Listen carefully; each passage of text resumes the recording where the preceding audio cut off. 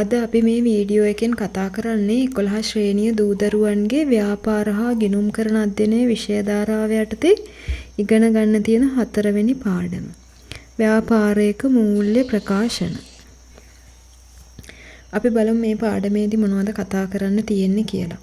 දැන් ඕගොල්ලන් ඉගෙනගෙන තියෙනවා මූලික සටහන් වල මූලික සටහන් පොත්වල කොහොමද ගනුදෙනු සටහන් කරන්නේ. ඊළඟට ගනුදෙනු කොහොමද ලෙජර් ගිණුම් වල හදාගන්නේ. ඊට පස්සේ කොහොමද ලෙජර් ගිණුම් තුලනය කරන්නේ.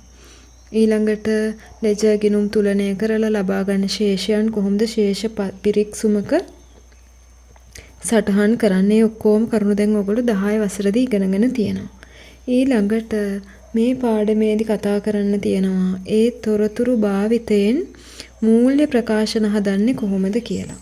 දැන් අපි ව්‍යාපාරයක් පවත්වාගෙන යාමේදී අපි ඒ ව්‍යාපාරය සාර්ථකව කරගෙන යනවද අසාර්ථකව කරගෙන යනවද කොහොමද මේ ව්‍යාපාරයේ ලාභයක් ලබනවද අලාභයක්ද ලබන්නේ මූල්‍ය තත්ත්වය මොකක්ද කියලා එක බලාගන්න මෙහෙයුම් ප්‍රතිඵලයක උපයාගත් ලාභය හොයාගන්න නැත්නම් යම් දිනකට ව්‍යාපාරයේ තියෙන වත්කම් හිමිකම් වගකීම් ප්‍රමාණය හොයාගන්න තමයි මේ මූල්‍ය ප්‍රකාශ කියන ඒවා හදන්නේ. ඒවා සාමාන්‍යයෙන් ලාභ හෝ අලාභ ප්‍රකාශනයේ මාසයකට සැරයක් හදනවා සමහර ව්‍යාපාරවල. නැත්නම් සාමාන්‍යයෙන් අවුරුද්දකට සැරයක් තමයි මේ මූල්‍ය ප්‍රකාශන හදන්නේ. අපි බලමු අපිට මේ පාඩමේදී කතා කරන්න තියෙන්නේ මොනවද කියලා. මූල්‍ය ප්‍රකාශන ගැන අපිට කතා කරන්න තියෙනවා. එතකොට මොනවද මේ මූල්‍ය ප්‍රකාශන කියලා කියන්නේ? ඊට කලින් බලමු අපි ගිණුම් කාලච්ඡේදය කියන්නේ මොකක්ද කියලා. මොකද්ද ගිණුම් කාලච්ඡේදය කියලා කියන්නේ?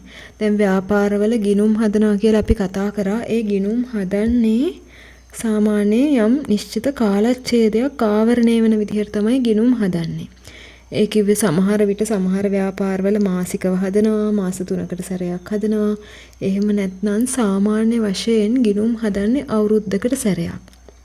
එතකොට එන්නේ නිශ්චිත කාලච්ඡේදයට තමයි කියන්නේ ගිණුම් කාලච්ඡේදය කියලා. එතකොට මේ අවුරුද්දකට සැරයක් කියලා කියන්නේ ගිණුම් වර්ෂය කියලා අපි හඳුන්වනවා. මේ අවුරුද්දේ අප්‍රේල් 1 වෙනිදා ඉඳලා ලබන අවුරුද්දේ මාර්තු 31 වෙනකම්. කියන්නේ ඕනෑම අවුරුද්දක අප්‍රේල් 1 වෙනිදා ඉඳන් ඊළඟ අවුරුද්දේ මාර්තු 31 වෙනකම් තමයි ගිණුම් කාලච්ඡේදය කියලා අපි ව්‍යාපාරවල ගිණුම් හදන්නේ. ඊළඟට අපි කතා කරන මූල්‍ය ප්‍රකාශන දෙකක් තියෙනවා. ඒකේ තනි පුද්ගල ව්‍යාපාරයක පිළියෙල කරන මූල්‍ය ප්‍රකාශන දෙකක් ගැන තමයි අපි මේ පාඩමේදී කතා කරන්නේ. මොනවද මේ මූල්‍ය ප්‍රකාශන දෙක?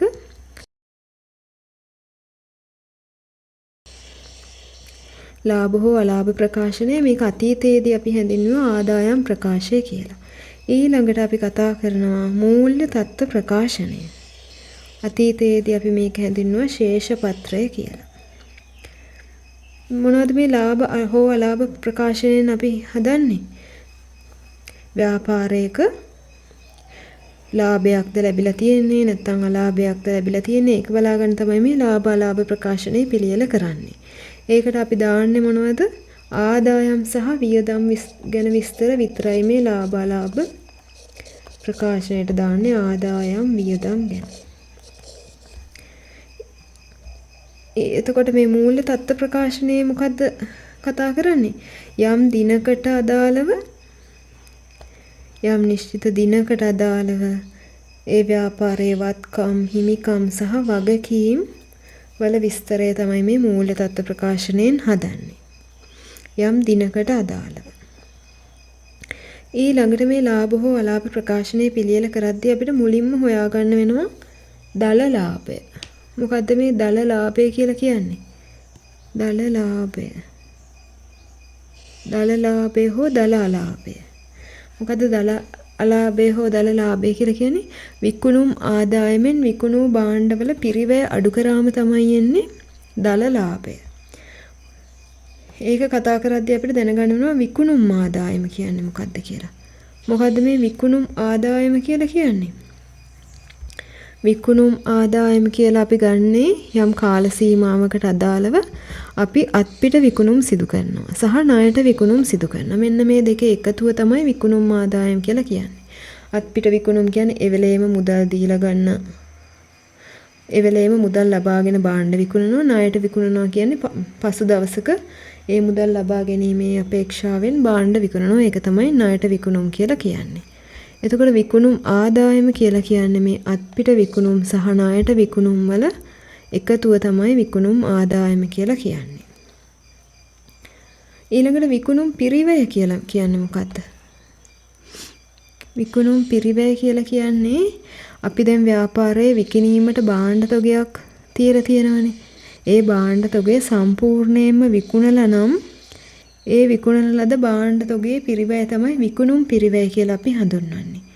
ඒ කියන්නේ විකුණුම් පිරිවැය ගණනය කිරීමේදී අපි සැලකිලිමත් වෙන කරුණු තුනක් තියෙනවා, අයිතම තුනක් තියෙනවා. ආරම්භක තොගය, අත්පිට හා ණයට මිලදීගත් තොගයේ මුළු පිරිවැය, අවසාන තොගය. මේගොල්ලන්ට දැන් මේක දැන් ඕගොල්ලන්ට මේ කියලා දෙද්දි කිසිම දෙයක් අපැහැදිලි වෙන්න පුළුවන්. නමුත් අපි ගණන් හදද්දී ඉදිරියේදී ඕගොල්ලන්ට මේක හොඳට පැහැදිලි වෙයි. දැන් මොකද්ද මේ විකුණුම් පිරිවැය කියලා කියන්නේ? අපි දැන් යම් භාණ්ඩ තොගයක් මිලදී ගන්නවා විකුණන්න.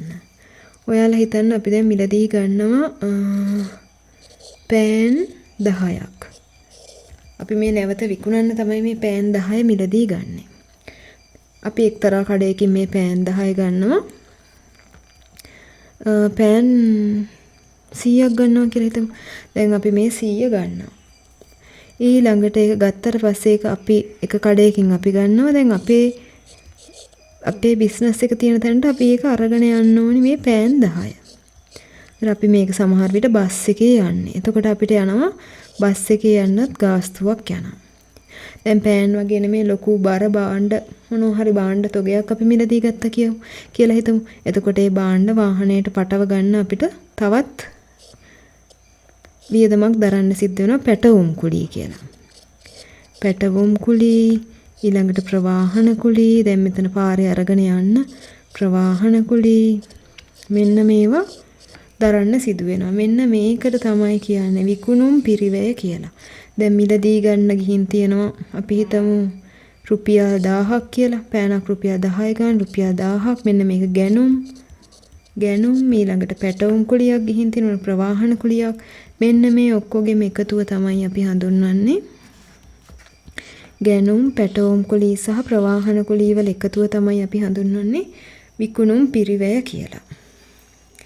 දැන් එතකොට දල ලාභය හෝ දලා ලාභය කොහොමද ගණනය කරන්නේ?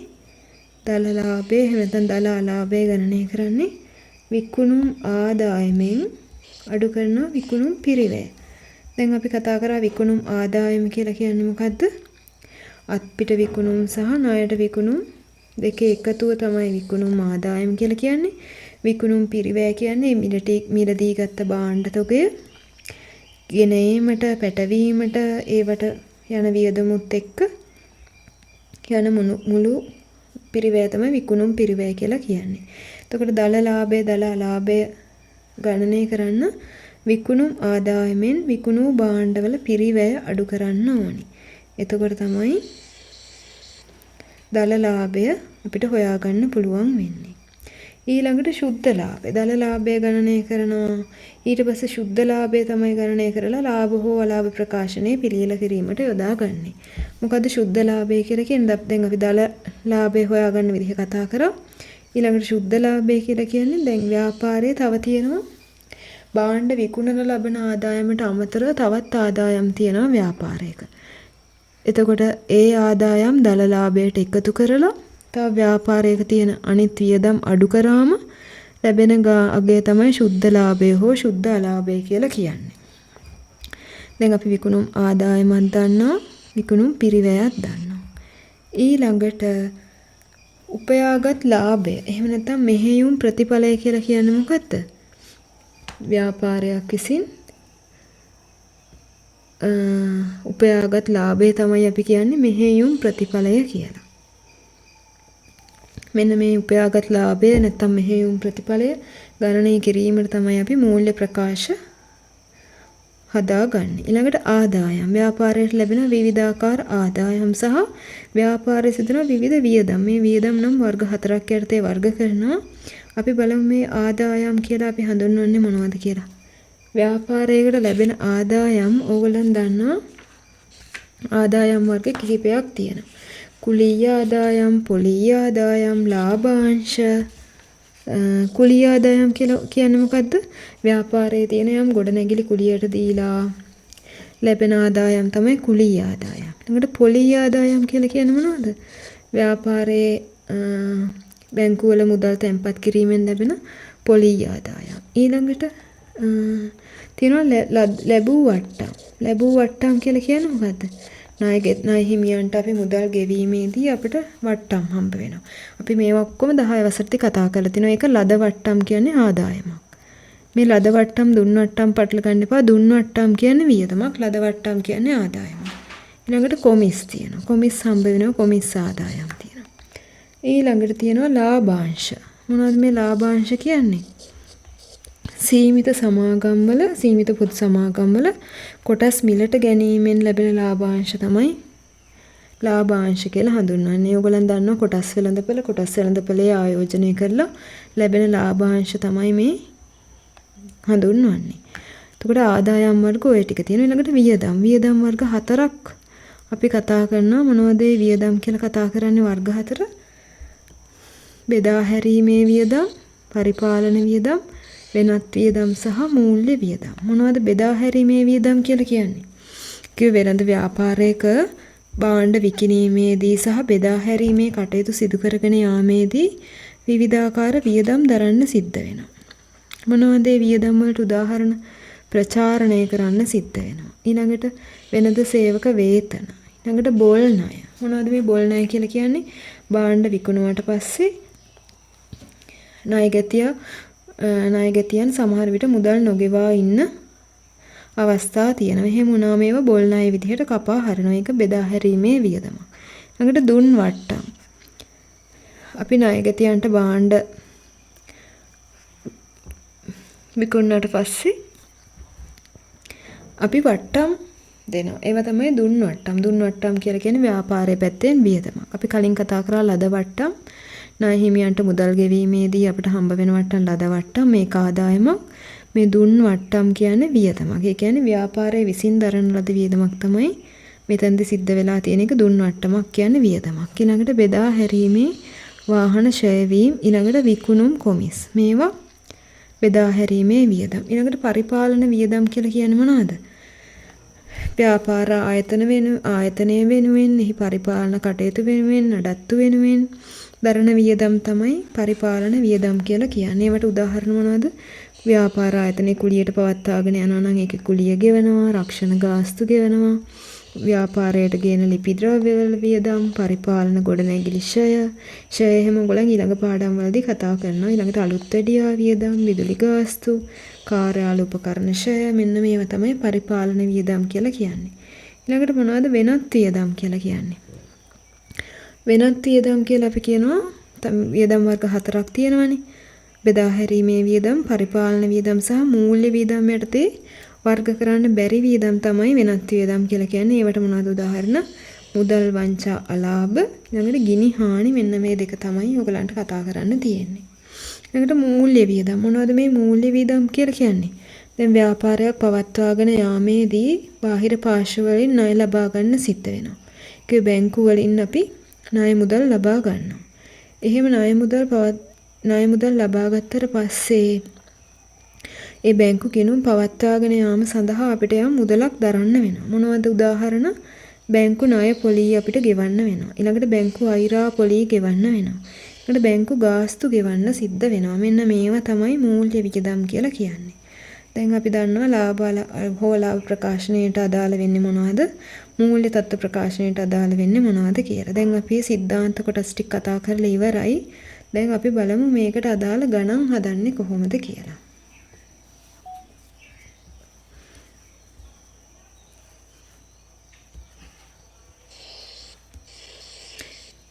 අපි කතා කරා අත්පිට විකුණුම් සහ ණයට විකුණුම් කියලා කියන්නේ මොනවද කියලා. විකුණුම් ආදායම කියලා අපි කතා කරා. විකුණුම් ආදායම කියලා කියන්නේ මොනවද? අත්පිට විකුණුම් සහ ණයට විකුණුම් වල එකතුව තමයි කියන්නේ අපි විකුණුම් ආදායම කියලා.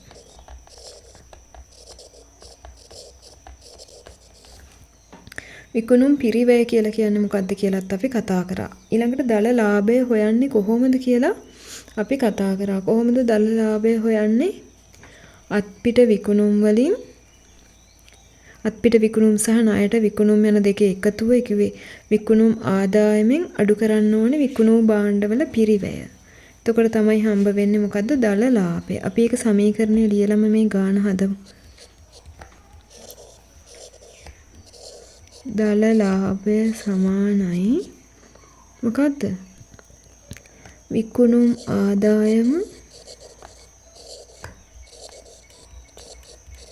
ආදායමෙන් අඩු කරනවා විකුණූ භාණ්ඩවල පිරිවැය.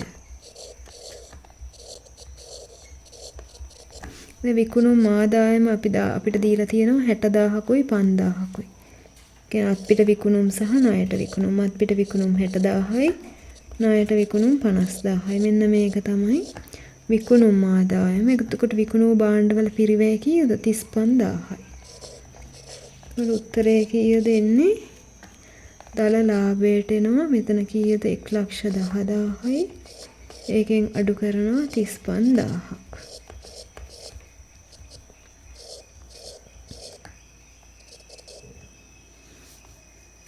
උත්තරේ කීයද? 75000යි. මෙන්න දල ලාභය අපිට හම්බ වුණා. දල ලාභය කීයද? 75000යි. දැන් ඕගොල්ලන් දන්නවා දල ලාභය හොයන්නේ කොහොමද කියලා. විකුණුම් ආදායමෙන් විකුණුම් භාණ්ඩවල පිරිවැය අඩු කරාම එනවා අපිට දල ලාභය. ඊළඟට ඒ ගානේ දෙවෙනියට අහලා තියෙනවා විකුණුම් පිරිවැය 120000ක් වූ විට දල ලාභය ගණනය කරන්න. දැන් අපි දල ලාභය හොයන සමීකරණය දන්නවා. දල ලාභය කායත් ලියන්න අවශ්‍ය නැහැ. දල ලාභය සමානයි විකුණුම් ආදායම ඍණ විකුණූ භාණ්ඩවල පිරිවැය. අපි විකුණුම් ආදායම දාමු මෙතන කලින් හොයාගත්තනේ. ඒකම දාගමු. විකුණුම් ආදායම කීයද? 110000යි. ඊළඟට විකුණූ භාණ්ඩවල පිරිවැය කීයද? පිරිවැය අපිට දීලා දෙනවා 120000ක්. මෙතන ඕගොල්ලන් දාන්න රුපියල් කියලා උඩින්. රුපියල් වලින් තමයි මේක ගණනය කරන්නේ. එතකොට 110000න් 120000ක් අඩු කරාම කීයද? ඍණ 10000. ඒ කියන්නේ මොකද්ද මෙතන වෙලා තියෙන්නේ? කියන්නේ දල ලාභයක්ද දල අලාභයක්ද? දල අලාභයක්. ඍණාගයක් නෙවිලා තියෙන්නේ. දල අලාභය තමයි 10000. ඒ කියන්නේ මොකද්ද? විකුණුම් ආදායමට වඩා විකුණූ භාණ්ඩවල පිරිවැය වැඩි නම් විකුණුම් ආදායමට වඩා විකුණූ භාණ්ඩවල පිරිවැය වැඩි නම් එන්නේ මොකද්ද? අනිවාර්යෙන් උත්තරේ දල අලාභයක්. දල අලාභයක් තමයි එන්නේ. දැන් ඕගොල්ලන් දන්නවා දල ලාභය සහ දල අලාභය කොහොමද ගණනය කරන්නේ කියලා. දැන් ඊළඟට තව ගානක් තියෙනවා. අපි බලමු මේක කොහොමද හදන්නේ කියලා. පහත දත්ත ඇසුරෙන් විකුණුම් පිරිවැය ගණනය කරන්න. කොහොමද විකුණුම් පිරිවැය ගණනය කරන්නේ? මම කලින් කිව්වා විකුණුම් පිරිවැය කියලා කියන්නේ යම් භාණ්ඩයක් එක් ස්ථානයක සිට මේ භාණ්ඩ තොගය මිලදීගත් ස්ථානය මේ මිලදීගත් A කියන ස්ථානයෙන් ඊළඟට අපිට මේ B කියන ස්ථානයට මේ භාණ්ඩ තොගය අරන් යන්න සිද්ධ වෙනවා. එතකොට මොකද්ද වෙන්නේ? අපිට විවිධාකාර වියදම් දරන්න සිද්ධ වෙනවා. දැන් මෙතන මිලදී ගන්න අපිට ගිහින් තියෙනවා ගැනුම් වලට යම් මුදලක් වැය වෙලා තියෙනවා. ඊළඟට මොකද මෙතනින් පැටවුම් කුලී කියලා තව ගාණක් යනවා. ඊළඟට මෙතන ප්‍රවාහණයට මෙතන වාහනයක අරන් යන්න ඕනි. ඒකට යනවා ප්‍රවාහන කුලී. මෙන්න මේ ඔක්කොගෙම එකතුව තමයි අපි හඳුන්වන්නේ විකුණුම් පිරිවැය කියලා. කොහොමද අපි විකුණුම් පිරිවැය ගණනය කරන්නේ? අපි දාමු විකුණුම් පිරිවැය කියලා ලියාගමු.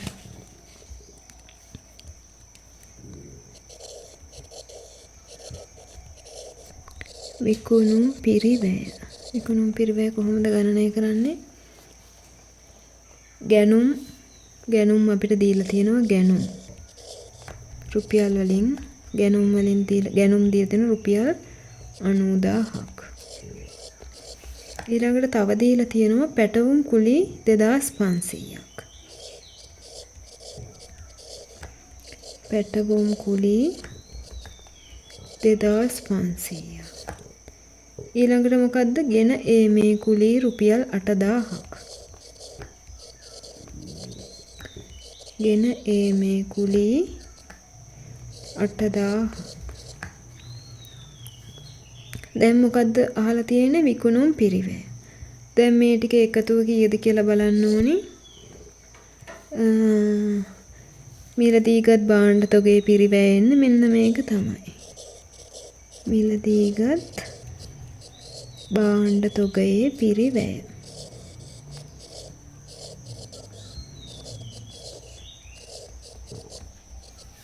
කීයයිද?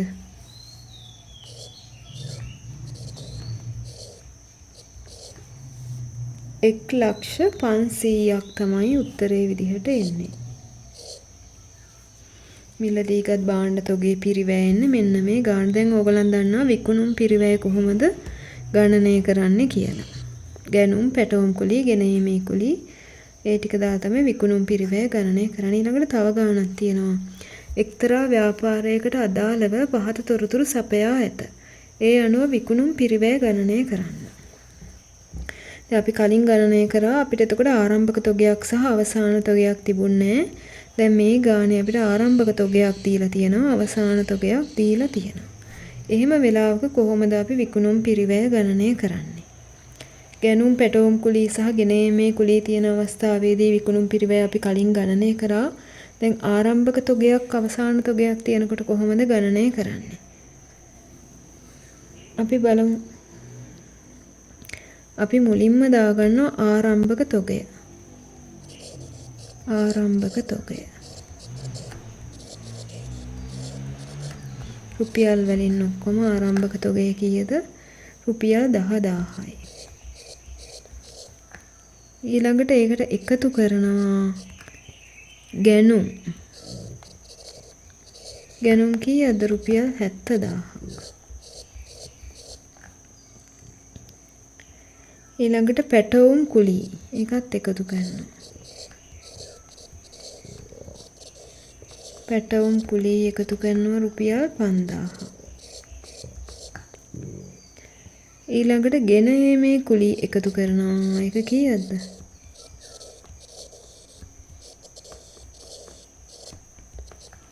රුපියල් 10000ක්. දැන් මෙන්න අපිට හම්බ වුණා කීයද? විකිණීමට ඉදිරිපත් කළ භාණ්ඩවල පිරිවැය. අපි කලින් හෙව්වේ. අන්න ඒක තමයි මේ එන්නේ විකිණීමට ඉදිරිපත් කළ භාණ්ඩවල පිරිවැය.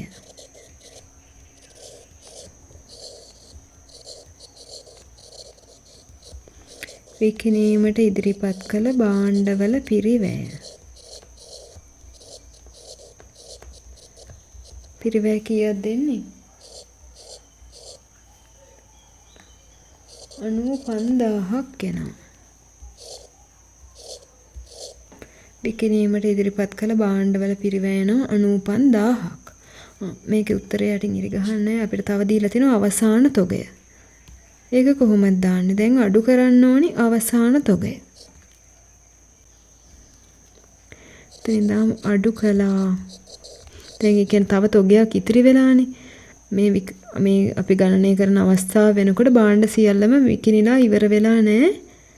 ඉතිරි වෙලා තියෙනවා තව තොගයක්. එතකොට අඩු කරන්න ඕනි. ඒ අවසාන ඉතිරි වුණු තොගය අපි අඩු කරන්න ඕනි අවසාන තොගයේ විදිහට. කීයද අවසාන තොගය? 5000ක්. රුපියල් 5000ක බඩු ඉතිරි වෙනවා. ඔන්න අවසාන තොගය අඩු කරා. දැන් තමයි අපිට එන්නේ මොකද්ද?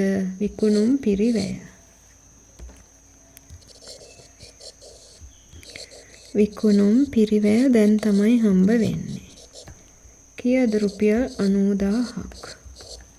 90000ක භාණ්ඩ ඉතුරු වෙලා තියෙනවා. මෙන්න මේක තමයි විකුණුම් පිරිවැය. දැන් ඔයගොල්ලන් ආරම්භක තොගය සහ අවසාන තොගයක් සහිත භාණ්ඩ තොගයක විකුණුම් පිරිවැය හොයන්නත් දන්නවා. ඊළඟට අපි බලමු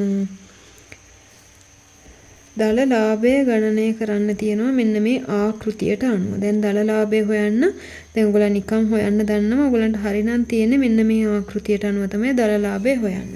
පැත්ත කොලම් 3ක් තියෙනවා. වම් පැත්තේ එක විස්තරය දාන ලොකු කොලම් එක. ඊට පස්සේ දකුණු පැත්තේ පොඩි කොලම් 2ක් තියෙනවා. අපි හදනකොට තේරෙයි මේ කොලම් දෙකේ කොයි විදිහටද ඔයගොල්ලන් සටහන් කරන්න කියලා. දැන් අපිට මේ ගාන දීලා තියෙනවා අනුරගේ ව්‍යාපාරයේ 2025 12:31 අවසන් වූ ගිණුම් කාලච්ඡේදයට අදාළව පහත තොරතුරු සපයා ඇත. එතකොට 2025 12:31 අවසන් වර්ෂය සඳහා දල ලාභය ගණනය කරන්න. අපිට දීලා තියෙනවා ගැනුම් 50000යි, විකුණුම් 85000යි, පැටවුම් කුලී 8000යි, ගෙනීමේ කුලී 5000යි, 2025 1 ඉතුරු වූ බඩු තොගය 10000යි.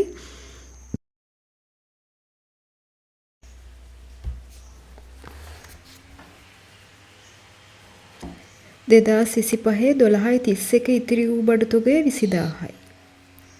අපි මුලින්ම බලන්න ඕනේ මේකේ තියෙනවා අවසන් තොගය සහ ආරම්භක තොගය දෙකම. අපි ඒක අඳුරගන්නේ කොහොමද? ගිණුම් කාලච්ඡේදයේ අවසන් වෙන්නේ 2025 12:31. එතකොට 12:31 වෙනිදාට තියෙන බඩු තොගය තමයි අවසන් බඩු තොගය වෙන්නේ. එහෙනම් මේකේ සඳහන් විදිහට නම් කීයද අවසන් බඩු තොගය? මෙන්න මේ 20000 තමයි අවසන් බඩු තොගය, අවසන් තොගය. ගිණුම් කාලච්ඡේදයේ පටන් ගන්න දවසේ තිබුණු ගාන තමයි ආරම්භක තොගය. එන්න ඒක පටල ගන්න නැතුව මුලින්ම ඔයගොල්ලන් ඒක සඳහන් කරගන්න. ආරම්භක තොගය මොකද්ද, අවසාන තොගය මොකද්ද කියලා. දැන් අපි මේ ගිණුම් ආකෘතියට අනුව අපි දල ලාභය හොයන විදිහ බලමු. කොහොමද අපි කලින් විදිහටම තමයි කරන පිළිවෙල එකයි. නමුත් මේකේ තියෙන මේ වෙනසක් විදිහට මේ ආකෘතියට අනුව තමයි හදන්න තියෙන්නේ. මුලින්ම අපි විකුණුම් දානවා මේකේ දකුණු පැත්තේ තියෙන. විකුණුම් කීයද? 85000යි. විකුණුම් දානවා 85000යි. ඊළඟට අඩු කරන්න ඕනේ විකුණුම් පිරිවැය. ඕගොල්ලන් දන්නවනේ දැන් විකුණුම් පිරිවැය මොනවද කියලා? ආරම්භක තොගය, ගැනුම්, පැටවුම් කුලී, ගෙනීමේ කුලී, ඒව තමයි විකුණුම් පිරිවැය. දැන් ආරම්භක තොගය මේකේ කීයද? රුපියල් 10000ක බඩු තොගයක් තිබිලා තියෙනවා ආරම්භක තොගයේ විදිහට. ළඟට ගැනුම් කීයද? ගැනුම් රුපියල් 50000යි. ඊළඟට පැටවුම් කුලී කීයද? පැටවුම් කුලී 8000යි.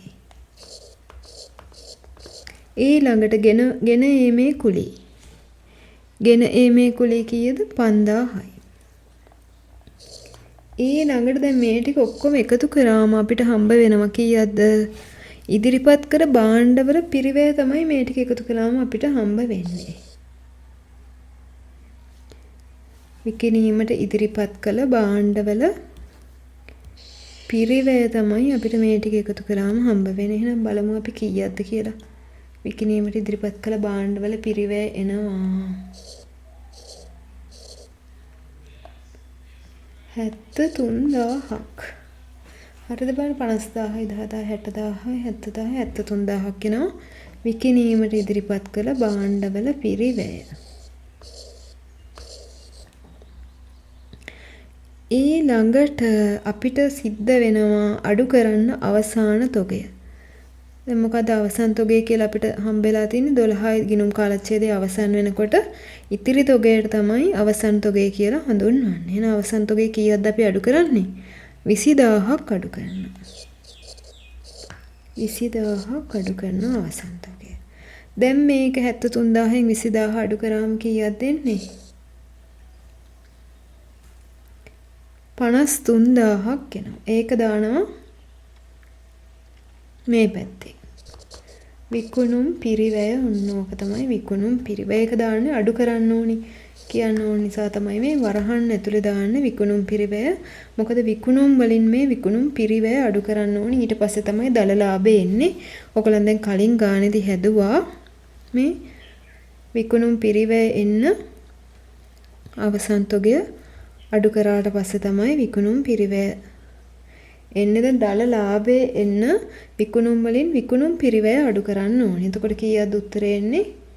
85000න් අඩු කරන්න ඕනේ 53000ක්. කීයක්ද උත්තරේ එන්නේ?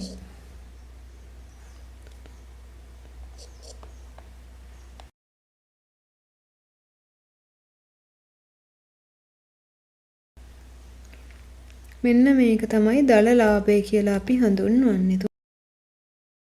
කොහොමද දැන් මේ ක්‍රියාපිළිවෙල මතකද කොහොමද දාල ලාභය වෙන විකුණුම් දැම්ම මුලින්ම ඊට පස්සේ එකෙන් අඩු කරනවා විකුණුම් පිරිවැය. විකුණුම් වලින් අඩු කරනවා විකුණුම් පිරිවැය. ඒ ටික එකතු කරලා අවසාන තොගයත් අඩු කරනවා. ඊට පස්සේ එනවා විකුණුම් පිරිවැය විකුණුම් වලින් විකුණුම් පිරිවැය අඩු කරාම දල ලාභය එනවා. ඊළඟට අපිට තියෙන්නේ ශුද්ධ ලාභය ගණනය කරන්න. ශුද්ධ ලාභය ගණනය කරන්න මොකද කරන්නේ? අපි ව්‍යාපාරය සඳහා ව්‍යාපාරය පවත්වාගෙන යාමේදී ලැබුණු සියලුම ආදායම් අපි එකතු කරගන්නවා. ඊට පස්සේ ව්‍යාපාරයෙන් සිදුණු සියලුම වියදම් මේ ගිණුම් කාලච්ඡේදයට අදාළව සියලුම වියදම් අපි අඩු කරනවා. අමතර මහා ලොකු දෙයක් කරන්න නැහැ. අපිට කරන්න තියෙන්නේ ආදායම් ටික හොයාගත්ත ව්‍යාපාරයේ කාලච්ඡේදයේ සිදුණු ආදායම් ටික ලැබිලා තියෙන. ඊට පස්සේ ඒකේ වියදම් ටික අඩු කරා. ඊට පස්සේ එනවා ශුද්ධ ලාභය. දැන් ඔයගලන්ට මතක ඇති වියදම් වර්ග 4ක් අපි කතා කරා. දැන් නිකන් ගණන් හදන්න යන්න කලින් පොඩ්ඩක් මතක් කරලා බලමු මේ ආදායම් කියන්නේ මොනවද වියදම් කියන්නේ මොනවද කියලා. ආදායම් කියලා කියන්නේ ඔයගලන්ට 10 වසරේදී ඉගෙන ගත්ත මතකයි. මොනවද ආදායම් කියලා කියන්නේ?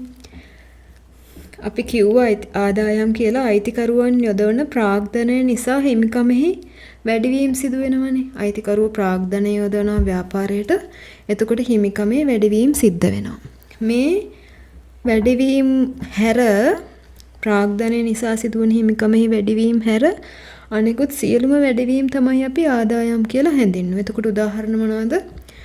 පොලි අපි කලින් කිව්වා පොලි කුලි ලාභාංශ ලැබුව වට්ටම් කොමිස් ආදායම් මෙන්න මේවා තමයි ව්‍යාපාරයකට ලැබෙන ආදායම්. ඔයගලන්ට මතක තියාගන්න මෙච්චරයි ආදායම් විදිහට තියෙන්නේ.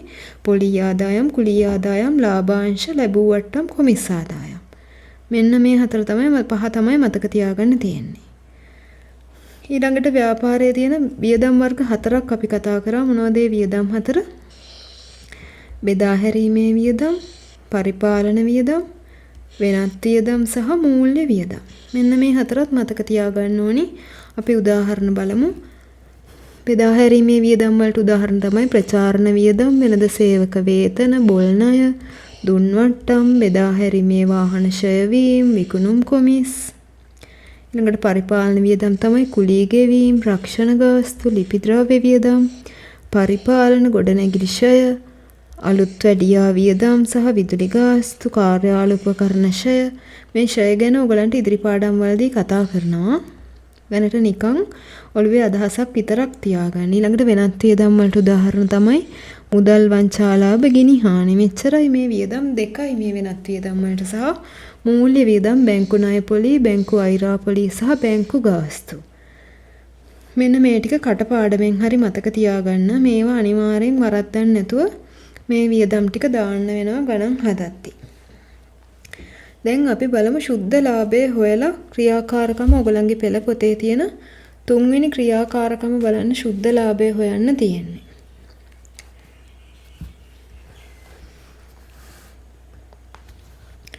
තුන්වෙනි ක්‍රියාකාරකම නෙමෙයි වැරදීමක් ඒක සමා වෙන්න. තුන්වෙනි ක්‍රියාකාරකම නෙමෙයි. අපි හදනවා පිටු අංක 52 තියෙනවා තිමිරගේ ව්‍යාපාරය කියලා එකක්. අන්න ඒකේ අපි ශුද්ධ ලාභය ගණනය කරමු. ඔයගලන්ට දත්ත ටිකක් දීලා තියෙනවා. දල ලාභය, ලැබුව වට්ටම්, කොමිස් ආදායම්, පොලි ආදායම්, රක්ෂණ ගාස්තු, පරිපාලන වේතන. ඒ විස්තර ටිකක් දීලා තියෙනවා. ඔයගලන් මුලින්ම මෙහෙම ගාණක් හම්බුනම මොකද්ද කරන්නේ? වියදම් ටික වර්ග කරගන්න. මොනව යටතේද? බෙදා හැරීමේ වියදම් මොනවද? පරිපාලන වියදම් මොනවද? වෙනත් වියදම් මොනවද? මූල්‍ය වියදම් මොනවද කියලා වියදම් ටික වර්ග කරගන්න. ඊට පස්සේ එතකොට හදාගෙන යන්න ඔයගලන්ට ලේසි. මුලින්ම ආදායම් මොනවද කියලාත් මාක් කරගන්න. දැන් අපි මේ ගානේ විදිහට බලමු දල ලාභය කීයක්ද දාලා තියෙන්නේ? රුපියල් 2,30,000ක්. අපි ඒක දාමු දල ලාභය. මේ තීරු තුනක් තියෙනවා මේ ශුද්ධ ලාභය ගණනය කිරීමේදී. අර දල ලාභය හොයද්දී අපි ගත්තේ දකුණු පැත්තට පොඩි තීරු 2යි. නමුත් ශුද්ධ ලාභය ගණනය කරද්දී දකුණු පැත්තට පොඩි තීරු 3ක් දානවා. ඒ තීරු 3 ඔයගොල්ලන් දැනට නිකන් මතක තියාගන්න. මේ වගේ නම් දැනට අවශ්‍ය වෙන්නේ. අපි ඉස්සරහදී කතා කරමු මේ තීරු නම් කරන්නේ මොනවද? මොන විදිහටද නම් කරන්න කියලා. පස්සේ ඉදිරියේදී අපිට කතා කරන්න තියෙනවා. දැනට නිකන් තීරු 3ක් තියෙනවා කියලා විතරක් මතක තියාගන්න. අපි මුලින්ම දාමු දකුණු පැත්තේ පළවෙනි තීරුවේ දල ලාභය කීයක්ද? 2,30,000ක් දීලා තියෙනවා දල ලාභය. ඔන්න ඒක සටහන් කරා.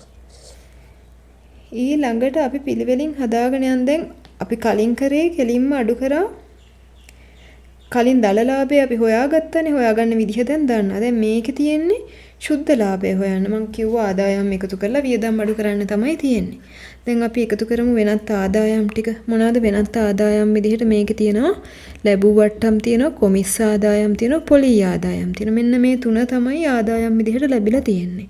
එහෙනම් අපි දාමු ලැබූ වට්ටම් කියලා දකුණු පැත්තේ ඉඳන් දෙවෙනි තීරුවේ. කීයක්ද ලැබූ වට්ටම් තියෙන්නේ? 12000ක් තියෙනවා ලැබූ වට්ටම්.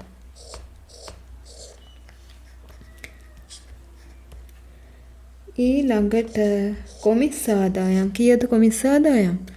රුපියල් 5000ක් තියෙනවා කොමිස් ආදායම් ලැබිලා. ඊළඟට පොලී ආදායම් රුපියල් 8000ක් ලැබිලා. ඕගලන්ට මේ විස්තරවල ආදායම් වියදම් වෙන වෙනම ඔයා මාක් එකක් දාගෙන නැත්නම් සටහනක් දාගත්තම මේක හරියම ලේසි. මේ ගාන හදාගෙන යන්න. මේ ගාන අමාරුයි කියලා කිව්වට මෙහෙම වර්ග කරගන්න මුලින්ම ඊට පස්සේ මේ ආකෘතියට අනුව දාගෙන යන්න තමයි තියෙන්නේ වටිනාකම් ටික. දැන් මේ දෙවෙනි තීරුවේ එකතුව අපි දානවා ඒ කෙලින්ම එහා පැත්තේ තීරුවේ. ඒක තමයි කරන්න තියෙන්නේ. කීයද මේක එකතු වෙන්නේ? 25000ක් වෙනවා. ආදායම් වල එකතුව 25000ක් වෙනවා. ඊට පස්සේ අපිට අඩු කර මෙතන දානවා 2,00,000 දල ලාභයට මේ ආදායම් එකතු කරලා ලැබෙන ලාභය දානවා ඒ ඊරට පල්ලෙහින්. 2,55,000යි. ඊළඟට අපි දානවා දකුණු පැත්තේ ඉඳන් තුන්වෙනි තීරුවේ වියදම්. ඒක තමයි වියදම් දාන තීරුව. අපි බලමු වියදම් මොනවද? බෙදා හැරීමේ වියදම් යටතේ අපිට හම්බ වෙලා තියෙනවා ප්‍රචාරණ වියදම් සහ වෙළඳ සේවක වේතන. ඒ දෙක අපි දාමු. ඔයගලන්ට කොහොමද බෙදා හැරීමේ වියදම් කියලා වියදම් වර්ග 3ක් විතර වගේ තමයි එන්නේ. ගොඩක් නෑ 3ක් 4ක් එහෙම වෙන්න පුළුවන්. පරිපාලන වියදම්මුත් වියදම් 3ක් 4ක් වෙන්න පුළුවන්. වෙනත් වියදම් වලට නම් 1යි නැත්නම් 2යි මූල්‍ය වංචාලාභ, ගිනිහානි ඒ දෙක විතරයි වෙනත් වියදම් වලට එන්නේ. මූල්‍ය වියදම් වලට 3ක් විතර තමයි බැංකු ණය පොලී. ඒ වගේ 3ක් විතර තමයි එන්නේ බැංකු අයිරා පොලී සහ බැංකු ගාස්තු කියන 3 විතරයි එන්නේ. ඊළඟට දැන් දාමු ප්‍රචාරණ වියදම් කීයද? රුපියල් 30000යි. ඒක දාන්න 30000යි කියලා. ඊළඟට වෙළඳ සේවක වේතන 24000යි. අපි කලින් වගේ ඒක එකතු කරලා දානවා දෙවෙනි තීරුවෙන්. තුන්වෙනි තීරුවෙන් නෙමෙයි ඒක එකතු කරලා දාන්නේ දෙවෙනි තීරුවෙන් කීයද? 54000යි. ඊළඟට පරිපාලන වියදම් යටතේ අපිට ලැබිලා තියෙනවා රක්ෂණ ගාස්තුයි, පරිපාලන වේතනයි, ගොඩනැගිලි අලුත් වැඩියා වියදම්. ඒ තුන දාගමු. රක්ෂණ ගාස්තු 16000යි. ඊළඟට පරිපාලන වේතන 32000යි. ඊළඟට ගොඩනැගිලි අලුත් වැඩියා වියදම් 45000යි. ඒක එකතු කරාම කීයක් එනවද? 93000ක් එනවා. ඒක දාන්න එහා තීරුවෙන් ඊළඟට ඉරක් ගහලා එහා පැත්ත තීරුවෙන්. ඊළඟට අපි වෙනත් වියදම් වලට තියෙන්නේ මූල්‍ය වංචා ආලාභ විතරයි. ඒකේ වටිනාකම කීයද? රුපියල් 8000යි. ඒකත් දාන්න ඊට එහා පැත්තේ තීරුවෙන්. ඊළඟට මූල්‍ය වියදම් වලට අපිට තියෙන්නේ බැංකු ණය පොලී රුපියල් 12000ක් විතරයි. ඒකත් දාන්න මේ තීරුවෙන් දාලා එකතුව දාන්න එහා පැත්තේ තීරුවෙන්. දැන් ඕගොල්ලන් මේ වියදම් වල මැද තීරුවේ සටහන් කරපු ටික ඔක්කොම එකතු කරලා දකුණු පැත්තේ කෙළවරේම තීරුවෙන් දාන්න. එකතු කරලා 93000යි 8000යි 12000යි 54000යි එකතු කරලා දාන්න. එතකොට එනවා 1,67,000. දැන් අපි මේ ශුද්ධ ලාභය හොයන්න මොකද කරන්න ඕනේ? මේක අඩු කරන්න ඕනේ. කලින් අපිට ආපු අගෙන් දල ලාභයට ආදායම් එකතු කරලා ආපු අගෙන් මේ 1,67,000 අඩු කරන්න ඕනේ. ඒකයි මේ වරහන් ඇතුලේ දාලා තියෙන්නේ. දැන් බලමු 2,55,000න් 1,67,000ක් අඩු කරන්න ඕනේ. එතකොට කීයක්ද උත්තරේ එන්නේ? 88,000ක් එනවා. මෙන්න මේක තමයි මොකද්ද කියන්නේ? ශුද්ධ ලාභය කියලා කියන්නේ මෙන්න මේ 88,000. තමයි දල ලාභයට ආදායම් එකතු කරා. ඒ එන ගාණෙන් වියදම් සියල්ල අඩු කරා. දැන් තමයි ශුද්ධ ලාභය එන්නේ. දැන් අපි ඒ විදිහටම ලාභ හෝ අලාභ ගිණුම පිළියෙල කරලා බලමු. දැන් දන්නවා ඔයගොල්ලෝ ශුද්ධ ලාභය ගණනය කරන්න දන්නවා. ඒකම තමයි තියෙන්නේ ලාභ හෝ අලාභ ගිණුම පිළියෙල කරන්නේ ඒ විදිහටම තමයි. දැන් අපි මේ දල ලාභය හොයාගෙන ඊට පස්සේ ශුද්ධ ලාභය හෙව්වා. දැන් මේක අපි දාමු වෙනදා ලාභ අලාභ ගිණුමේ ආකෘතියක් හදලා ඒකට තමයි අතුරත් කරන්න ඕනි මේ ශුද්ධ ලාභය හොයලා. ඒක තමයි ලාභ අලාභ ගිණුම කියලා කියන්නේ. දැන් ඔයගොල්ලන් බලන්න ලාභ අලාභ ගිණුමේ ආකෘතියක් තියෙනවා. ඔයගොල්ලන්ගේ පෙළ පොතේ 54 වෙනි පිටුවේ දාලා තියෙනවා. විකුණුම් තියෙනවා. අර තීරු තුන අර විදිහටම දකුණු පැත්තේ තීරු තුනක් තියෙනවා. විකුණුම් මුඩින්ම දාලා තියෙනවා. ඊට පස්සේ විකුණුම් පිරිවැය අඩු කරලා දල ලාභය හොයාගන්න ඕනි. ඊට පස්සේ එකතු කරන්න ඕනි වෙනත් ආදායම්. ඊට පස්සේ අඩු කරන්න ඕනි සියලුම වියදම්. ඒ විදිහට තමයි වෙළඳා ලාභ අලාභ ගිණුමේ ආකෘතිය එන්නේ. අපි මේ ගාණ හදද්දී උඩින්ම දාන්න ඕනි කාගේ ව්‍යාපාරයේද ඒ ඉවර වෙන වර්ෂය සඳහා ලාභ හෝ අලාභ ගිණුම ප්‍රකාශනය කියලා අපි උඩින්ම දාන්න ඕනේ. දැන් අපි බලමු ඕගොල්ලන්ගේ පෙළ පොතේ හදන්න තියෙනවා ඕගොල්ලන්ට 55 වෙනි පිටුවේ දීලා තිනවා ශේෂ පත්‍රයක්. ශේෂ පිරික්සුමක් දීලා තියෙනවා. මේ ශේෂ පිරික්සුමට අදාළව ඒකේ තියෙන දත්ත යොදාගෙන ඕගොල්ලන්ට හදන්න තියෙනවා ලාභ හෝ අලාභ ප්‍රකාශනය හදන්න තියෙනවා. එතකොට එහෙම මොනවා මුලින්ම මොකද්ද උඩින් ලියාගන්නේ කාගේ ව්‍යාපාරයේද ගිණුම් වර්ෂය අවසන් වන දිනය සහ ලාභ හෝ අලාභ ප්‍රකාශනය කියලා උඩින්ම ලියන්න ඕනි. අපි මේකේ ලියමු කාගේද නවීෂාගේ ව්‍යාපාරය.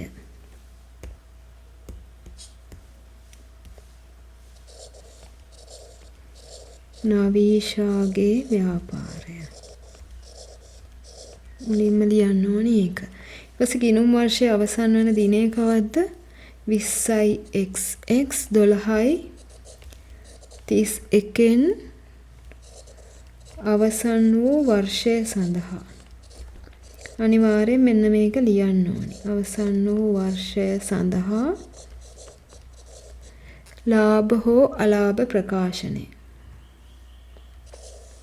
ලාභ හෝ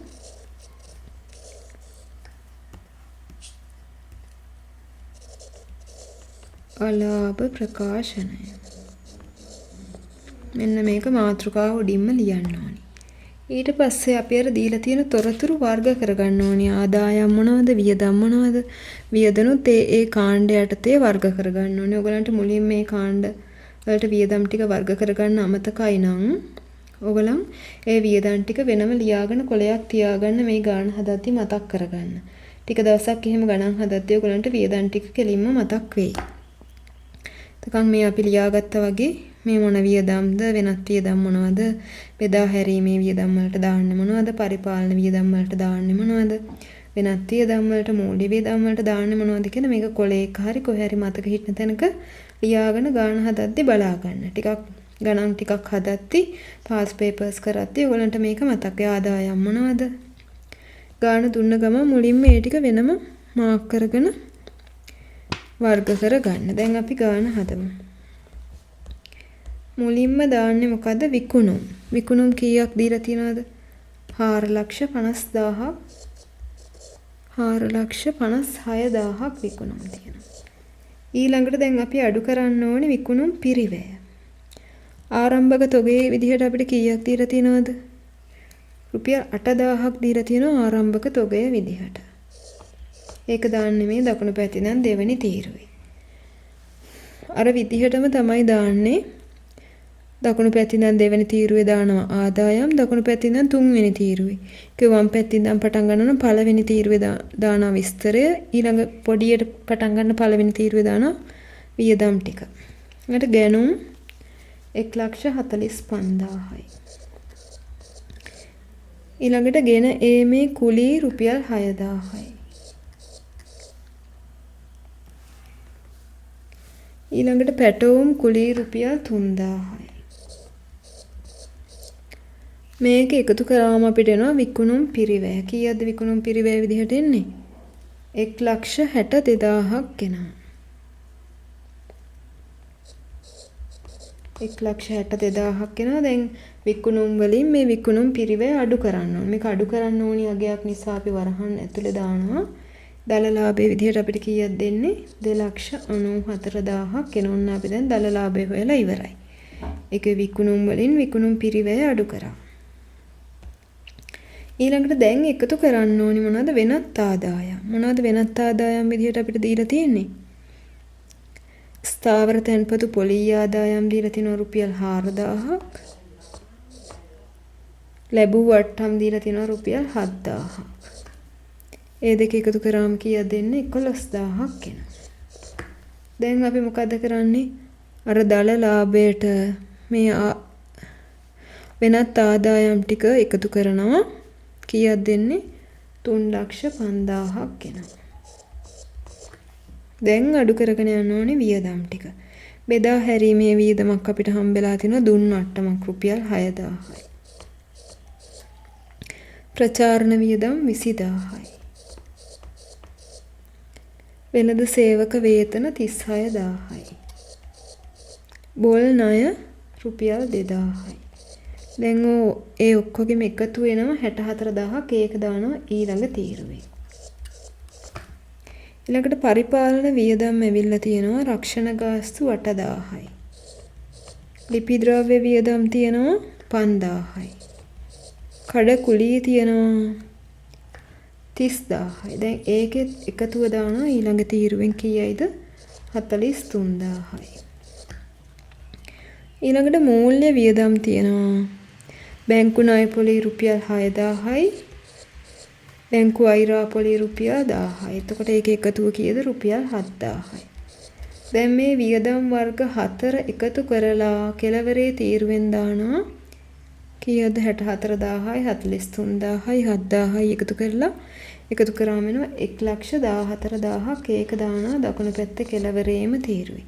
දැන් මේ වියදම් ඔක්කොම අඩු කරන්න ඕනේ අපිට කලින් ලැබිච්ච දල ලාභයට විකුණුම් දල ලාභය අපි කලින් හෙව්වා. දල ලාභයට වෙනත් ආදායමුත් එකතු කරා. ඊට පස්සේ අපිට 3,05,000ක් ආවා. දැන් මේකෙන් අඩු කරන්න ඕනේ මුළු වියදම් ටික 1,14,000ක්. දැන් අපිට කීයක් දෙන්නේ? දැන් අපිට එනවා ශුද්ධ ලාභයේ විදිහට කීයද? 1,91,000ක්. මෙන්න මේක තමයි කියන්නේ ශුද්ධ ලාභය කියලා. ශුද්ධ ලාභය කියලා හඳුන්වන්නේ මෙන්න මේක තමයි. දැන් දන්නවා ඔයගලන් දල ලාභය හොයාගන්න දන්නවා, ශුද්ධ ලාභය හොයාගන්න දන්නවා. ශුද්ධ ලාභය හොයන විදිහ වෙනදා ලාභ හෝ අලාභ ප්‍රකාශනයට දාලා ඒකේ ආකෘතියට දාලා කොහොමද ශුද්ධ ලාභය ගණනය කරන්න කියලා දැන් ඕගොල්ලන් දන්නවා. අපි ඊළඟට බලමු ශේෂ පත්‍රය හදන්නේ කොහොමද කියලා. ඒකේ මූල්‍ය තත්ත්ව ප්‍රකාශනය හදන්නේ කොහොමද කියලා ඊළඟට බලමු. ඒකෙන් මොකද්ද පෙන්වන්නේ? එක දවසකට අදාළව ව්‍යාපාරයේ තියෙන වත්කම්, හිමිකම් සහ වගකීම් ප්‍රමාණය තමයි මේ මූල්‍ය තත්ත්ව ප්‍රකාශනයෙන් පෙන්වන්නේ. අපි ඒකේ ගාණක් හදමු. එතකොට ඕගලන්ට මූල්‍ය තත්ත්ව ප්‍රකාශනය කොහොමද හදන්නේ කියලා පැහැදිලි වෙයි. අපි මේ මූල්‍ය තත්ත්ව ප්‍රකාශනයේ ගාණ හදන්න කලින් අපි මේ ගාණ හදන්න අදාළ සිද්ධාන්ත ටික අපි පොඩ්ඩක් මතක් කරගෙන බලමු. අපි 10 වසරේදී මේක කතා කරලා තියෙනවා. ගිණුම්කරණ සමීකරණයේ පාඩමේදී මේකට අදාළ සිද්ධාන්ත කොටස් කතා කරලා තියෙනවා. අපි දැන් බලමු මොකද්ද මේ මූල්‍ය තත්ත්ව ප්‍රකාශනය කියලා කියන්නේ කියලා කෙටියෙන් අපි මේක මතක් කරගමු.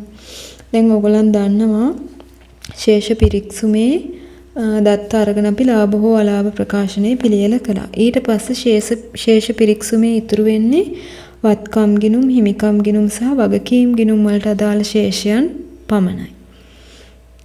ඒ ශේෂයන් අරගෙන ඒම වත්කම්, හිමිකම් සහ වගකීම් ගිණුම් වල ශේෂ ඇතුළත් කරලා තමයි මූල්‍ය තත්ත්වය පෙන්눔 කරන්න යම් නිශ්චිත කාලච්ඡේදයකට අදාළව අපි පිළියෙල කරන වාර්තාවට තමයි අපි කියන්නේ මූල්‍ය තත්ත්ව ප්‍රකාශනය කියලා. අතීතයේදී අපි ඒක හැඳින්වුවේ ශේෂ පත්‍රය කියලා.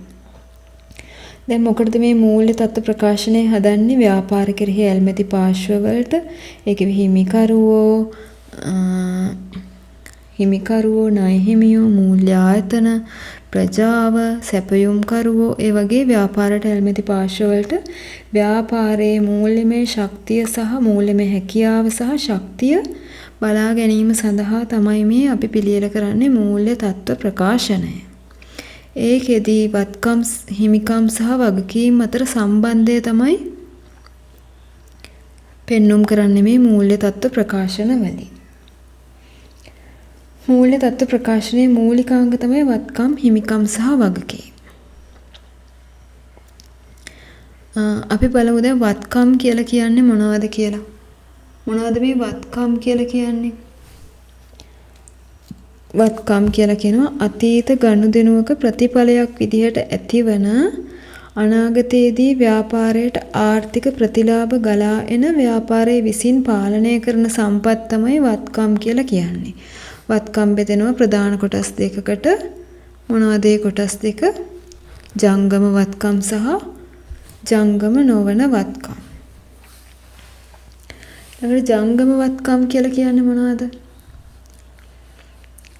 අපි සාමාන්‍යයෙන් ව්‍යාපාර කටයුතු සිදු කිරීමේදී මාස 12ක් වැනි කෙටි කාලයක් තුළ පාවිච්චි කිරීම, විකිණීම හෝ මුදල් බවට පත්වීම සිදුවේ යයි අපේක්ෂා කරන වත්කම් තමයි ජංගම වත්කම් කියලා අපි හඳුන්වන්නේ. මොනවද ජංගම වත්කම් වලට උදාහරණ? විකිණීමට තබාගෙන ඇති භාණ්ඩ, ලැබිය යුතු ණය, ඒව තමයි උදාහරණ. ඊළඟට ජංගම නොවන වත්කම් කියලා කියන්නේ මොනවද? ව්‍යාපාරයක ජංගම වත්කම් යටතේ වර්ග කළ නොහැකි වත්කම් තමයි ජංගම නොවන වත්කම් කියලා කියන්නේ. ජංගම වත්කම් මතක තියාගන්න මාස 12ක් වැනි කෙටි කාලයක් තුළදී තමයි පාවිච්චි කිරීම, විකිණීම හෝ මුදල් බවට පත්වීම සිදුවේ යයි අපේක්ෂා කරනවා. ඒව තමයි ජංගම වත්කම් කියලා හඳුන්වන්නේ. දැන් මතක් වෙනවද ඔයගලන්ට වත්කම් කියන්නේ මොනවද කියලා අපි 10 ශ්‍රේණියේදී ඉගෙන ගත්තා. ඊළඟට අපි බලමු වගකීම්. මොනවද මේ වගකීම් කියලා කියන්නේ? අතීත ගනුදෙනුවක හෝ සිදුවීමක ප්‍රතිඵලයක් ලෙස ඇතිවන ව්‍යාපාරයේ විසින් ගෙවිය යුතු අගය තමයි වගකීම් කියලා හඳුන්වන්නේ. වගකීම් වලත් බෙදෙනවා කොටස් දෙකකට. ජංගම වගකීම් සහ ජංගම නොවන වගකීම්. ජංගම වගකීම් කියලා කියන්නේ මොනවද? ඒකත් සාමාන්‍ය මාස 12ක් වැනි කෙටි කාලයක් තුල බේරුම් කළ යුතු වගකීම් තමයි අපි හඳුන්වන්නේ ජංගම වගකීම් කියලා. මොනවද ජංගම වගකීම් වලට උදාහරණ? විකිණීම සඳහා භාණ්ඩ ණයට ගැනීමේදී ණය හිමියෝ බිහි වෙනවා. අපි ඒගොල්ලන් අවුරුදු ගණන් තියාගෙන ඉන්නේ මාස 12ක් වැනි කෙටි කාලයකදී බේරුම් කරනවා මේ ණය. ඒගොල්ලන් තමයි ජංගම වගකීම් විදිහට හඳුන්වන්නේ. තව අපි උදාහරණ විදිහට ගත්තොත් ගෙවිය යුතු විදුලි වියදම්, ගෙවිය යුතු දුරකථන වියදම්, ඒවත් ජංගම වගකීම් වලට වර්ග කරනවා. ජංගම නොවන වගකීම් වලට උදාහරණ තමයි ඉදිරි වර්ෂයක් තුල ගෙවීම අවශ්‍යයි වර්ග නොකරන බැංකු ණය, ඒ වගේ ඒවා ජංගම නොවන වගකීම්. ඊළඟට හිමිකම්. මොනවද හිමිකම් කියලා කියන්නේ? හිමිකම් කියලා කියන්නේ යම් නිශ්චිත දිනකට ව්‍යාපාරයක පවතින මුළු වත්කම් වලින් කොටසක් යනවා වගකීම් බේරුම් කිරීම සඳහා. එතකොට අයිතිකරුවන්ට මේ වත්කම් වලින් කොටසක් වගකීම් බේරුම් කිරීම සඳහා ගියාට පස්සේ ඉතිරි වෙන ප්‍රමාණය තමයි අයිතිකරුවන්ට හිමිකම කියලා අපි හඳුන්වන්නේ. වත්කම් වලින් වගකීම් බේරුම් කිරීමට ගියාට පස්සේ ඉතිරි වෙන ප්‍රමාණය තමයි අපි හිමිකම කියලා හඳුන්වන්නේ. දැන් වත්කම්, හිමිකම් සහ වගකීම් අතර සම්බන්ධය අපි පෙන්눔 කරනවා මූල්‍ය තත්ත්ව ප්‍රකාශනයෙන්. ඒකෙදි අපි මුලින්ම දානවා වත්කම්. ජංගම වත්කම් සහ ජංගම නොවන වත්කම්. අපි දැන් ඕගොල්ලන්ගේ පෙළ පොතේ තියෙන පිටු අංක 59 තියෙන නදීකගේ ව්‍යාපාරයේ 20යි XX 12යි 31 දිනට මූල්‍ය තත්ත්ව ප්‍රකාශනය. ඒක හදලා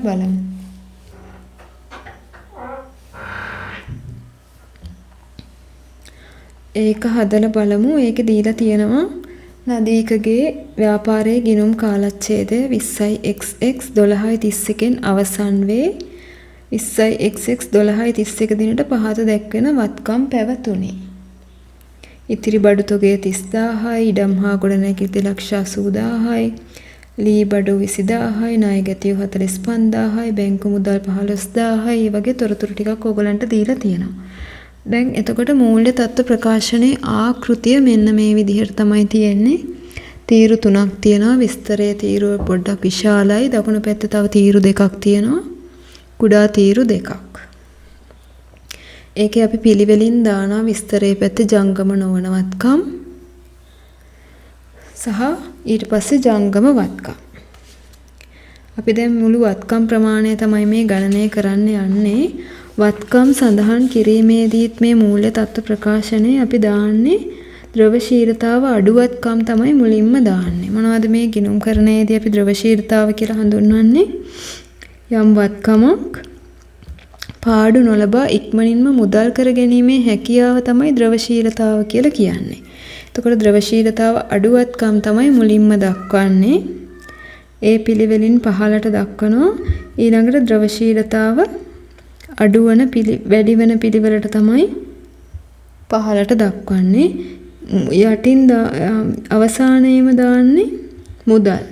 කියන්නේ ද්‍රවශීලතාව 100%ක් ඇති අතති මුදල් තමයි අවසානයේට දාන්නේ. දැන් අපි බලමු මූල්‍ය තත්ත්ව ප්‍රකාශනයේ නදීකගේ ව්‍යාපාරයේ ජංගම නොවන වත්කම් සහ ජංගම වත්කම් අපි වර්ග කරලා බලමු මේ කොයි විදිහටද මුළු වත්කම් ප්‍රමාණය එන්නේ කියලා.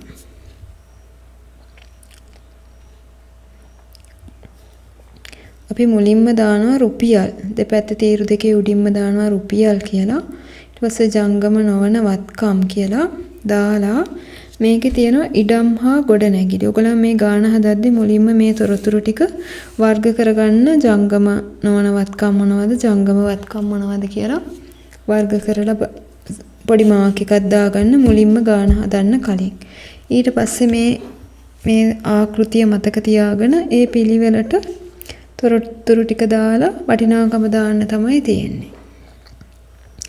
දැන් අපි මුලින්ම දාමු ජංගම නොවන වත්කම් ටික. ඉඩම් හා ගොඩනැගිලි තියෙනවා, ලී බඩු තියෙනවා, යන්ත්‍ර තියෙනවා, මෝටර රථ තියෙනවා, ස්ථාවර තැන්පතු තියෙනවා ජංගම නොවන වත්කම් යටතේ. ඊළඟට ජංගම වත්කම් යටතේ තියෙන අවසාන තොගය වෙළඳ ණය ගැතියෝ, ස්ථාවර තැන්පතු මාස 6යි, බැංකු මුදල්, අතැති මුදල්. දැන් ඕගලන්ට මතක් වෙන්න ඕනේ ජංගම නොවන වත්කම් විදිහට වර්ග කරන්නේ මොනවද? ජංගම වත්කම් විදිහට වර්ග කරන්නේ මොනවද? මේ වගේ ගණන් කිහිපයක් හදද්දී ඕගලන්ට නිකම්ම මේ ජංගම නොවන වත්කම් සහ ජංගම වත්කම් වලට අයිති වෙන අයිතමයන් ඉක්මනින්ම මතක් වෙනවා. දැන් අපි මේ ගාන හදමු. ජංගම නොවන වත්කම් මුලින්ම දාගත්තා. ඉඩම් හා ගොඩනැගිලි. ද්‍රවශීලතාව අඩුම එක තමයි මුලින්ම දාන්නේ. ඉඩම් හා ගොඩනැගිලි. ඉඩම් හා ගොඩනැගිලි කීයද? රුපියල් 2,80,000යි. ඊළඟට ලී බඩු. ලී බඩු රුපියල් 20,000යි. ඊළඟට යන්ත්‍ර රුපියල් 60,000යි. ඊළඟට මෝටර රථ ලක්ෂ 4යි. ඊළඟට ඒකේ එකතුව දකුණු පැත්තේ තීරුවේ දානවා කීයද? 7,60,000යි. දකුණු පැත්තේ තීරුවේ ඉරක් ගහලා දකුණු පැත්තේ තීරුවෙන් දානවා 7,60,000යි. 2,80,000යි, 20,000යි, 60,000යි, ලක්ෂ 4යි එකතු කරලා දකුණු පැත්තේ තීරුවෙන් දාන්න ඕනි 7,60,000යි කියලා. ඊළඟට ස්ථාවර තැන්පතුවක් තියෙනවා වසර 5ක. තවත් තියෙන ස්ථාවර තැන්පතුවක් මාස 6ක. ඒක ජංගම වත්කමක්. මේ අවුරුදු 5 එක ජංගම නොවන වත්කමක්. ඒක දානවා රුපියල් 50,000යි. ඊළඟට අපි යන් ජංගම වත්කම් වලට. ජංගම වත්කම් වල අවසාන තොගය මුලින්ම තියෙනවා 30,000ක්. ඊළඟට වෙළඳ ණය ගැතියෝ 45,000යි. ඊළඟට ස්ථාවර තැන්පතු මාස 6 20000යි. ඊට පස්සේ බැංකු මුදල් 15000යි. ඊළඟට අතැති මුදල් 80000යි. මේ ද්‍රවශීලතාව අඩු පිළිවෙලට තමයි අඩු එක තමයි මුලින්ම දාන්නේ පිළිවෙලට දාන්නේ කියලා හොඳට මතක තියාගන්න. ඊට පස්සේ ජංගම වත්කම් 5ක් තියෙනවා. අපිට මේ 5 එකතු කරලා දකුණු පැත්තෙන් දානවා 1,90,000යි. ඊළඟට දැන් ජංගම නොවන වත්කම් සහ ජංගම වත්කම් දෙක එකතු කරලා මුළු වත්කම් ගාන හොයා ගන්නවා 7,60,000යි 50,000යි 1,90,000යි එකතු කරනවා. එකතු කරාට පස්සේ නදීකගේ ව්‍යාපාරයේ මුළු වත්කම් ප්‍රමාණය එනවා කීයක් එනවද? 10,10ක් එනවා මුළු වත්කම් ප්‍රමාණය. ඊළඟට අපි බලමු හිමිකම කොහොමද ගණනය කරන්නේ කියලා මූල්‍ය තත්ත්ව ප්‍රකාශනයේදී. හිමිකම ගණනය කරන්නේ ඔයගලන් දන්නවා වත්කම් වලින් කොටසක් වගකීම් බේරුම් කිරීමට ගියාම අයිතිකරුවන්ට ඉතිරි වන ප්‍රමාණය තමයි අපි කිව්වේ හිමිකම කියලා. අපි බලමු හිමිකම කොහොමද ගණනය කරන්නේ කියලා. ශුද්ධ ලාභය නිසා හිමිකම වැඩි වෙනවා. ඒ නිසා හිමිකමට එකතු කරනවා ශුද්ධ ලාභය. ඊට පස්සේ ගැණිලි නිසා හිමිකම අඩු වෙනවා. ගැණිලි අඩු කරනවා ශුද්ධ ලාභය එකතු කරලා එන අගයෙන්. දැන් අපි බලමු හිමිකම ගණනය කරන්නේ කොහොමද කියලා. පිටු අංක 60 දාලා තියෙනවා. 20xx 1.1න් ආරම්භ වී 20xx 12.31න් ගිණුම් කාලච්ඡේදය අවසන් වේ. ජනවාරි 1 වෙනි දිනට ප්‍රාග්ධනය දීලා තියෙනවා. මුදල් ගැනිලි භාණ්ඩ ගැනිලි දීලා තියෙනවා. කාලච්ඡේදයේ ශුද්ධ ලාභය දීලා තියෙනවා. අපෙන් හිමිකම තමයි ගණනය කරන්න කියලා තියෙන්නේ. දැන් අපි බලමු ඒක ගණනය කරන්නේ කොහොමද කියලා. 20xx ජනවාරි 1 වෙනිදාට ප්‍රාග්ධනය දීලා තියෙනවා රුපියල් 1,50,000ක්. ඒකත් අර ආකෘතියම තමයි තීරු 3ක් පොඩි තීරු 2ක් දකුණු පැත්තේ විස්තරය ලියන්න තීරුවක් තියෙනවා වම් පැත්තෙන් පොඩ්ඩක් ලොකුවට. උඩින්ම පොඩි තීරු දෙකේ උඩින්ම රුපියල් කියලා දාන්න ඕනි කෙටියෙන්. ඊට පස්සේ මුලින්ම උඩින් දානවා 20xx 1.1 දින ප්‍රාග්ධනය.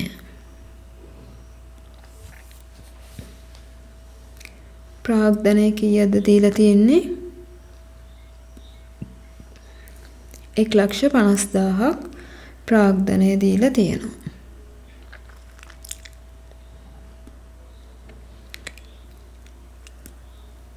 ඊළඟට ඒකට එකතු කරන්න ඕනි ශුද්ධ ලාභය. ශුද්ධ ලාභය කීයද?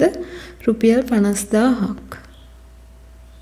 ඒක එකතු කරාට පස්සේ එන අගය තමයි 2,02යි. ප්‍රාග්ධනයේ ශුද්ධ ලාභය එකතු කරා හිමිකම වැඩි වෙනවා 2,02ක් එනවා. ඊට පස්සේ ගැනිලි තියෙනවා. ගැනිලි තියෙනවා මුදල් ගැනිලි සහ භාණ්ඩ ගැනිලි දෙකක්.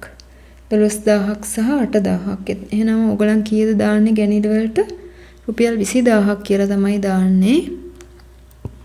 ඔයගලන්ට පැහැදිලි වෙන්න ඕන නිසා මම මෙතනින් දාලා තිනවා මුදල් සහ භාණ්ඩ කියන දෙක එකතුව තමයි එතන දාන්නේ. මුදල් ගැනිලි සහ භාණ්ඩ ගැනිලි 12,000යි 8,000යි එකතු කරාම 20,000යි. ලක්ෂ දෙකෙන් අඩු කරන්න ඕනි 20,000ක්. ඊට පස්සේ එනාගේ දකුණු පැත්තේ තීරුවේ දානවා 1,80,000යි. ඊළඟට ඔන්න අපිට අහලා තියෙන්නේ 12.31 දිනට හිමිකම ගණනය කරන්න.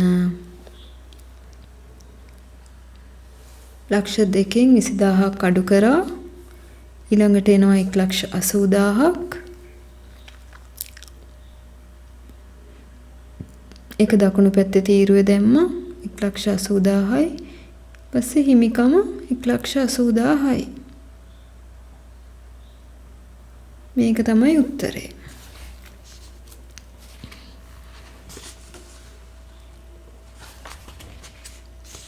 ඊළඟට අපි මූල්‍ය තත්ත්ව ප්‍රකාශනය හදලා බලමු. දැන් ඔයගොල්ලන් වත්කම් දාන්න දන්නවා මූල්‍ය තත්ත්ව ප්‍රකාශන හිමිකම් දාන්න දන්නවා. මේ විදිහටම තමයි වගකීම් දාන්නේ ජංගම නොවන වගකීම් සහ ජංගම වගකීම්. අපි ඒක කතා කරේ නෑ. ওই විදිහටම තමයි ඒකත් මූල්‍ය තත්ත්ව ප්‍රකාශනයේ සඳහන් කරන්නේ. අපි දැන් මූල්‍ය තත්ත්ව ප්‍රකාශනයක් හදලා බලමු. පිටු අංක 63 තියෙනවා මනීෂාගේ ව්‍යාපාරය. ඒකේ තියෙනවා ජනවාරි 20යි XX ජනවාරි 1 වෙනිදා ඉඳන් 20යි XX 12යි 31 ඉනුම් වර්ෂය සඳහා අදාළ තොරතුරු දීලා තියෙනවා.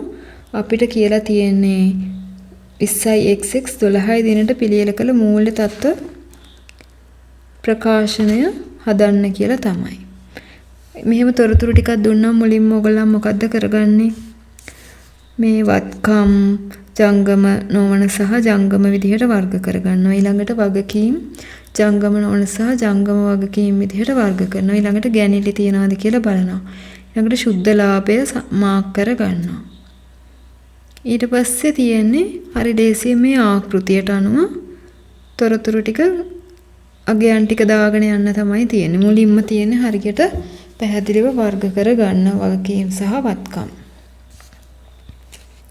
අපි බලමු ඒක කොහොමද කරන්න කියලා. මුලින්ම ලියා ගන්න ඕනේ උඩින්ම මනීෂාගේ ව්‍යාපාරය. ඊපස්සේ 20යි XX 12යි 31 දිනට මූල්‍ය තත්ත්ව ප්‍රකාශනය කියලා උඩින්ම ලියා ගන්න ඕනේ. ඊට පස්සේ මූල්‍ය තත්ත්ව ප්‍රකාශනයේ ආකෘතියත් අර වගේමයි. තීරු 3ක් තියෙනවා. ඒ ආකෘතිය ගහ ගන්නවා. ඊට පස්සේ ද්‍රවශීලතාව අඩුම ආයතනයේ ඉඳන් පටන් අරගෙන ද්‍රවශීලතාව 100%ක් වෙන ආයතනයන් දක්වා ජංගම නොවන වත්කම් සහ ජංගම වත්කම් සටහන් කරගන්නවා. ඊට පස්සේ ඒකට අදාළ අගයන් ආදේශ කරනවා. ජංගම නොවන වත්කම් යටතේත් ඔයගලන්ට තීරු 4ක් 5ක් විතර තමයි අවශ්‍ය වෙන්නේ. ගොඩාක් දේවල් දාන්න නැහැ. ජංගම වත්කම් යටතේත් 3-4ක් තමයි දාන්න තියෙන්නේ. අපි දැන් වර්ග කරමු ගැන බලමු. ඉඩම් හා ගොඩනැගිලි තියෙනවා. බෙදා හැරීමේ වාහන තියෙනවා. ලීබඩු උපකරණ තියෙනවා. ස්ථාවර තැන්පතු වසර 5ක ජංගම නොවන වත්කම් යටතේ එන්නේ අයිතමයන් ටික තමයි තියෙන්නේ. ඊළඟට ජංගම වත්කම් යටතේ තියෙනවා අවසාන තොගය තියෙනවා. වෙළඳ ණය ගැතියෝ තියෙනවා. ලැබිය යුතු ආදායම් අත ඉතිරි මුදල්. මෙන්න මේ ටික තමයි තියෙන්නේ ජංගම වත්කම් යටතේ. දැන් ඕගලන් දන්නවා මූල්‍ය තත්ත්ව ප්‍රකාශනයේ ජංගම නොවන වත්කම් සහ ජංගම වත්කම් දාලා මුළු වත්කම් ප්‍රමාණය අපි දැන් කලින් ගණනය කරා. ඒ විදිහටම තමයි මේකෙත් කරන්න තියෙන්නේ. ඉඩම් හා ගොඩනැගිලි 2,80,000යි. බෙදා හැරීමේ වාහන 5,50,000යි. ලීබඩු උපකරණ 30,000යි. ඒක එකතු කරලා දැම්මා 8,60,000ක් දකුණු තීරුවට එනවා. ඊළඟට ස්ථාවර තැන්පතු තියෙනවා වසර 5ක කාලේ 1,20,000ක්. ඒක වෙනම දැම්මා. 8,60,000ට යටින් ඒක දැම්මා. ඊළඟට ජංගම වත්කම්. ජංගම වත්කම් බලමු මොනවාද? අවසාන තොගය 55,000යි. ජංගම වත්කම් වල අවසාන තොගය දානවා 55,000යි. මේක ස්ථාවර තැන්පතු වසර 5ක 1,20,000ක් තියෙනවා. ඒක මතක ඇතුව දාන්න ජංගම නොවන වත්කම් වල. ජංගම වත්කම් වල අවසාන තොගය එනවා කීයක්ද? 55,000ක්. ඊළඟට වෙළඳ ණය ගැතියෝ 60,000යි. ඊළඟට ලැබිය යුතු ආදායම් 16,000යි. අත ඉතිරි මුදල් 90,000යි.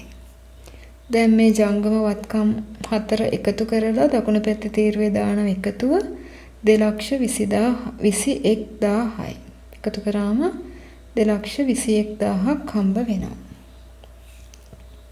එකතු කරලා උත්තරයට එනවා 2,21,000ක්. ඒක දකුණු පැත්තේ තීරුවෙන් දානවා. ඊට පස්සේ ජංගම නොවන වත්කම් සහ ජංගම වත්කම් 8,60,000යි 1,20,000යි 2,21,000යි එකතු කරලා එන අගය දානවා මුළු වත්කම් වලට. මුළු වත්කම් වලට දානවා කීයයිද එකතුව? 12,10,000යි.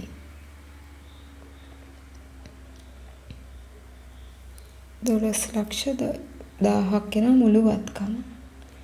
ඊළඟට අපි හිමිකම් හා වගකීම් තමයි ගණනය කරන්න යන්නේ. අපිට දීලා තියෙනවා ජනවාරි 1 වෙනිදාට ප්‍රාග්ධනය.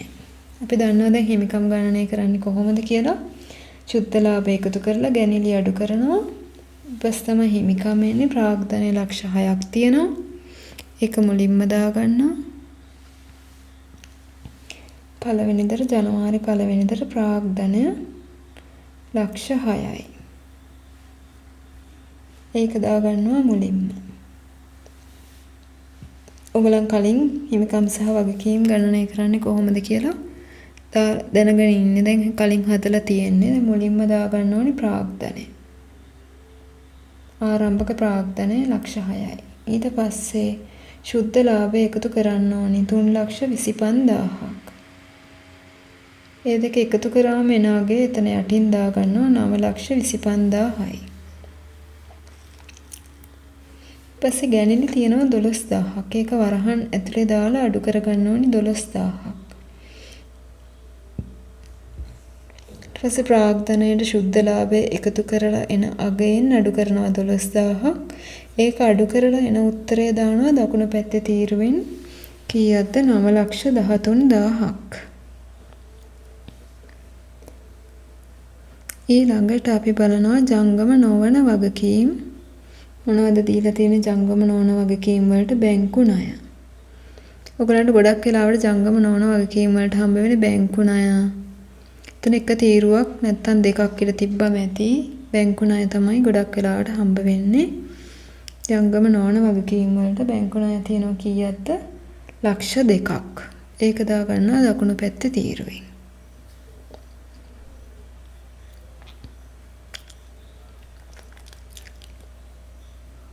ඊළඟට ජංගම වගකීම්. ජංගම නොවන වගකීම් දාගත්ත ලක්ෂ 2ක්.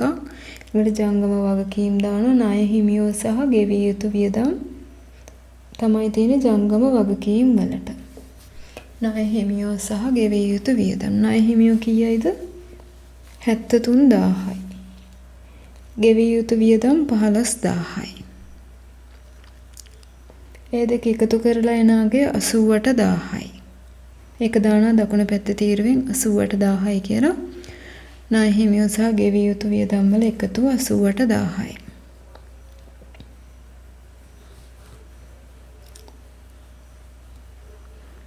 ඊළඟට එකතු කරන්න ඕනි 88,000යි ජංගම නොවන වගකීම් ලක්ෂ 2,000යි. ප්‍රාග්ධනයේ ශුද්ධ ලාභය එකතු කරලා ගැණිලි අඩු කරාම එන අගේ 9,13,000යි. ඒ තුනම එකට එකතු කරාම එනවා උත්තරේ ලක්ෂ 12,000ක්. 12,00,000ක් එනවා මුළු හිමිකම් සහ වගකීම් වලට. 12,00,000ක් එනවා මුළු හිමිකම් සහ වගකීම් වලට.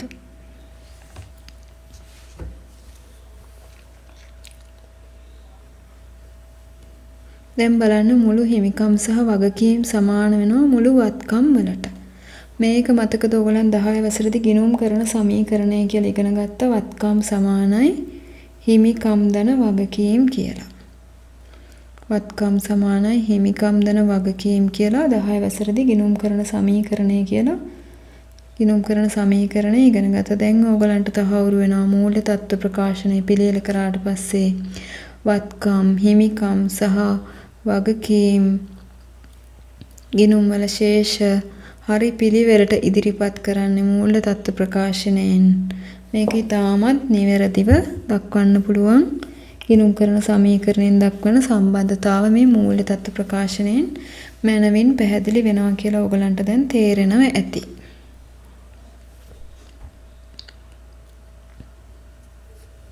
ගිණුම් කරන සමීකරණයේ පාඩම මතක් වෙනවා ඇති. දැන් මේ ටික කරද්දී වත්කම් සමානයි හිමිකම් ධන වගකීම් වලට.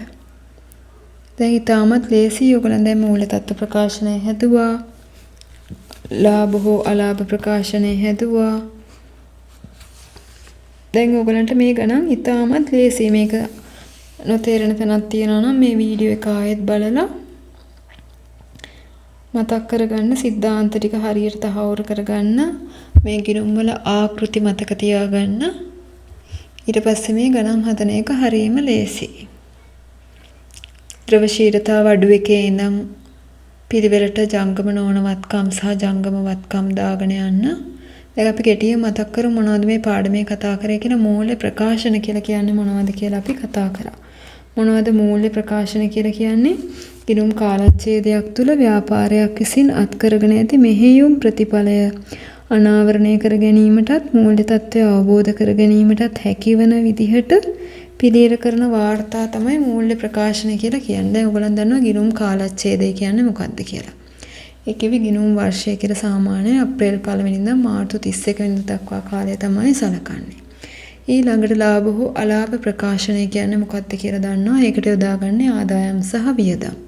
ඊළඟට දල ලාභය ගණනය කරන්නේ කොහොමද කියලා දන්නවා. ශුද්ධ ලාභය ගණනය කරන්නේ කොහොමද කියලා දන්නවා. උපයාගත් ලාභය එහෙම නැත්නම් මෙහෙයුම් ප්‍රතිඵලය ගණනය කරන්නේ කොහොමද කියලා දන්නවා. විකුණුම් ආදායම විකුණුම් පිරිවැය කියන්නේ මොකක්ද කියලා දන්නවා. ආදායම් දන්නවා. වියදම් වර්ග 4 දන්නවා. මේ ටික තමයි ඔයගලන්ට මේ පාඩමේදී කතා කරන්න තියෙන්නේ. ඔයගලන් මේ වියදම් වර්ග 4 හොඳට මතක තියාගන්න.